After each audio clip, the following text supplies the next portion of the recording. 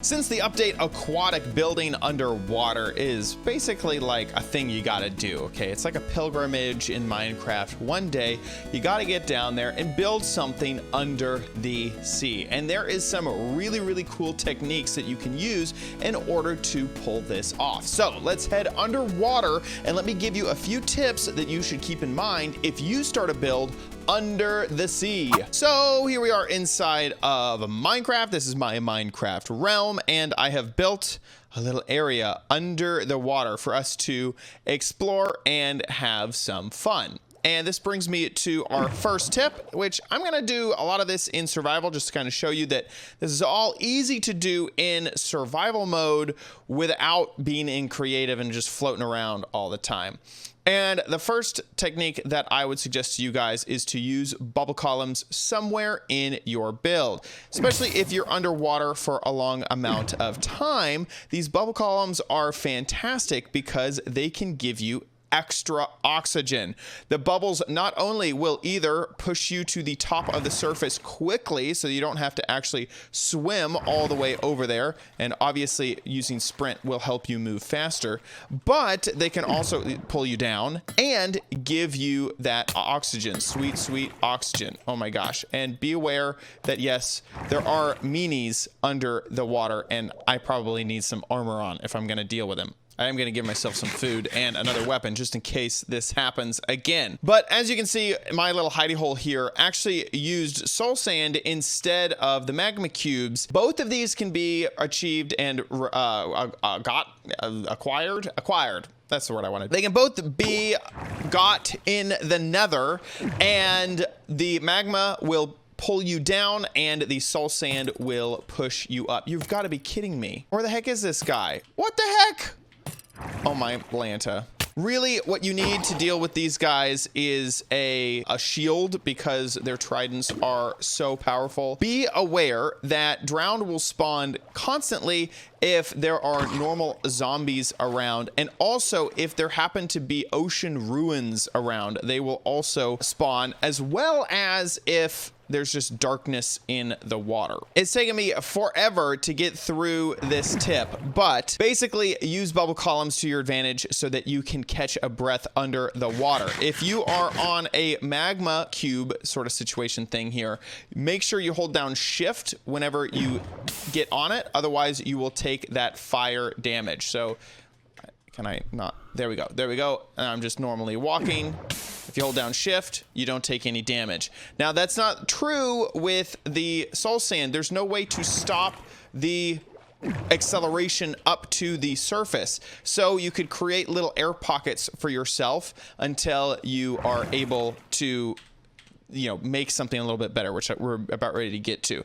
So this is kind of a poor man's option of keeping your breath stable while underwater. Now that gets annoying to always need to be worrying about it. So next, let's talk about enchantments. First off is your helmet enchantment, and this is going to float up to the surface. And two enchantments that you want to have are aqua affinity and respiration. Respiration is going to require a lot more time between the times that you need to get extra breaths. So now that I have a full respiration 3 helmet on, you can see that my oxygen takes a lot longer to go down, and I mean a lot longer to go down. Aqua affinity is nice because that means that you can mine and break blocks just as fast as you can if you weren't underwater. Without aqua affinity, it's going to take longer for you to pick up blocks. So if I take this off real fast, you can see, oh my gosh, this is taking forever to pick up this one piece of sand. But with aqua affinity,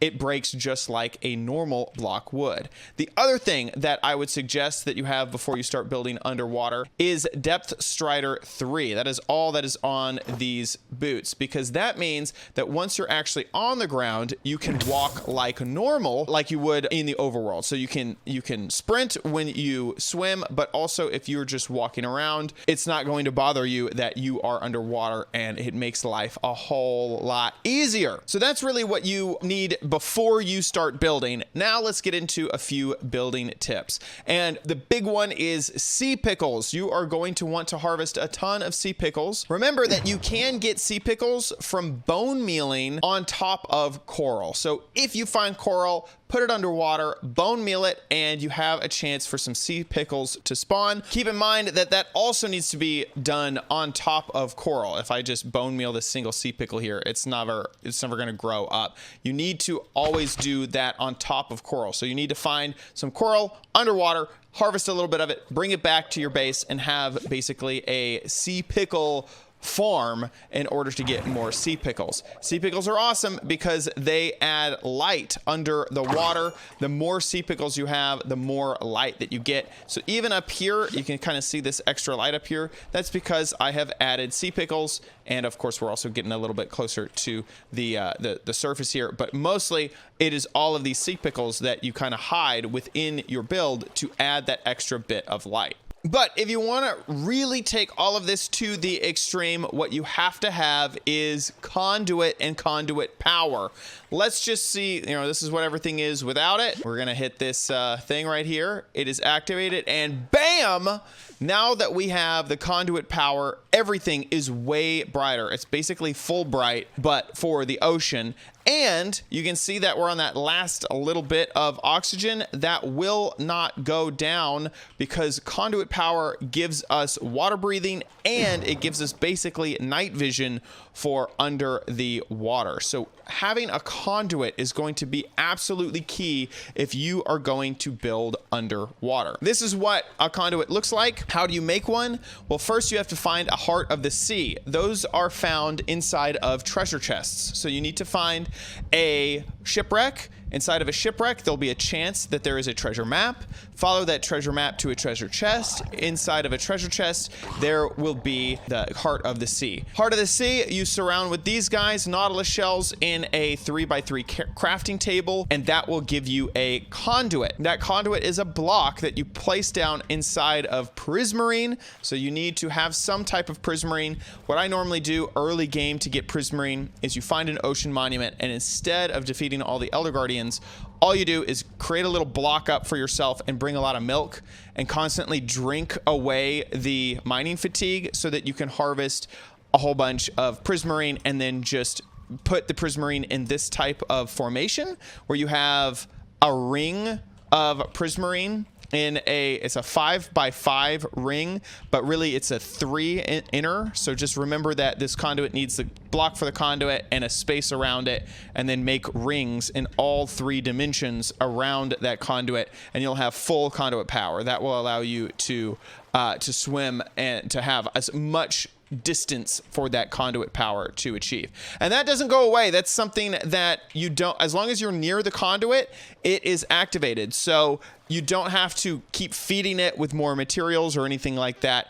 It will constantly give you conduit power, which will be very, very, very, very nice. Next, I have this little terrarium dome here, and I feel like these are super fun to build underwater.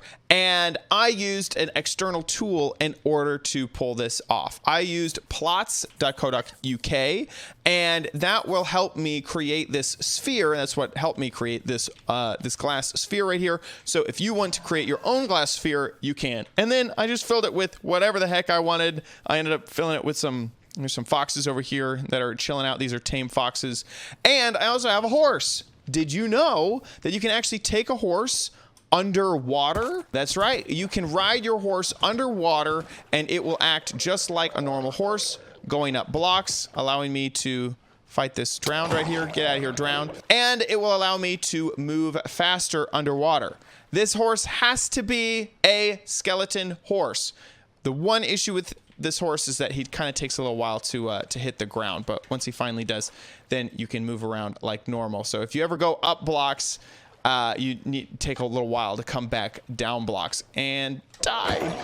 Ha ha ha. Ooh, I got another Nautilus shell. This horse is super useful. It does need to be a skeleton horse in order to pull that off. How do you get a skeleton horse? Well, first you need to make sure that at some point in your world there has been a thunderstorm, and when there is a thunderstorm, there is the slight chance for a skeleton horse to spawn. But be aware, the horse that spawns will be a trapped horse. I'm gonna go ahead and switch into creative mode for this to get over to my trapped horse area. So this is what a skeleton horse looks like on the surface, but this is in fact a trapped horse. This is what you will find wandering around all alone on the surface after a thunderstorm. If you walk up to it, then it'll explode and it will generate the 4 horsemen of the apocalypse. These are skeleton riders on top of these horses, and they all have enchanted bows and helmets, so they will not burn up during the day. Once you defeat the skeleton riders, then the horses that they leave behind will be tamed and be able to be ridden. So all you have to do is right click them like you normally would on a normal horse. And these are already tamed for you. So all you need to do is bring your own saddle to the party. You can also test these horses to see which one is the fastest, which one jumps the highest, that sort of thing. And then you will have your very own skeleton horse. And there you have it, my list of techniques to help you build underwater. If you decide to do this for yourself, I highly, highly, highly encourage it. I feel like building underwater is so cool because you learn so much more about Minecraft, like what can actually be achieved underwater. It's interesting because most redstone will not work, but things like item frames still will. There's a ton of blocks that now can be waterlogged for you to use and make really, really neat builds under the ocean. Thanks so much for watching this episode of OMG Craft. If you enjoyed it, please give this video a big old thumbs up. Give it a paw up if you're a furry friend. And also make sure you subscribe for future videos, tips, tricks, tutorials, and spotlights here on OMG Craft. See you next time. Bye.